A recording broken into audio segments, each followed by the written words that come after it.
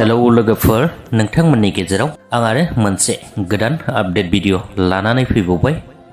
लोगोफोर दिनैनि बे आपडेट भिडिअनि गेजेरजों नोंथांमोन बयनिबो सेराव लानानै फैदों मुंदांखा फावखुंगुर बिथां रबि नार्जारी बिथांनिनो फैनो गोनां मोनसे आबुं बर' सावथुन। बे सावथुननि मुङानो जादों थैसाम 2 आरोना। लोगोफोर बे सावथुनाव सोर सोर फावखुंगुर आरो फावखुंग्रिफोरखौ फाव खालामनाय नुनो मोनगोन जानो हागौ नोंथांमोन खायसे मोनथिगौ आरो गोबाङानो मोनथियाखै जानो हागौ। बेनिखायनो आसा खालामबाय गासैखौबो मोनथिनो थाखाय भिडिअखौ जोबजासिम नायलांबानो जाबाय।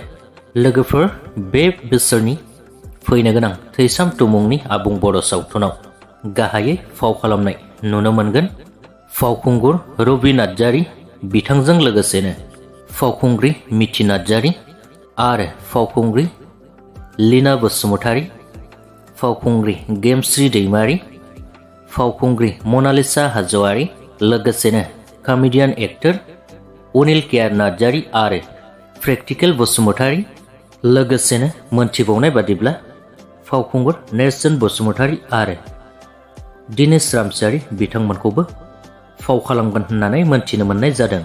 आसा खालामबाय बिथांमोननि दिहुनजानो गोनां सावथुना मोजाङै मोजां आबुं महर मोनथों, लोगोसेनो रायजो राजाफोरनि अनसायनाय मोनथों होननानै मिजिंथिनाय थाहरबाय। बेजों लोगोसेनो दिनैनि बे सुंद' आपडेटनि भिडिअआबो बेखिनियानोमोन। भिडिअखौ नायनानै मोजां मोनदोंब्ला लाइक खालामदो, लोगोसेनो चेनेलखौबो साबस्क्राइब खालामनानै लाब्लानो जाबाय।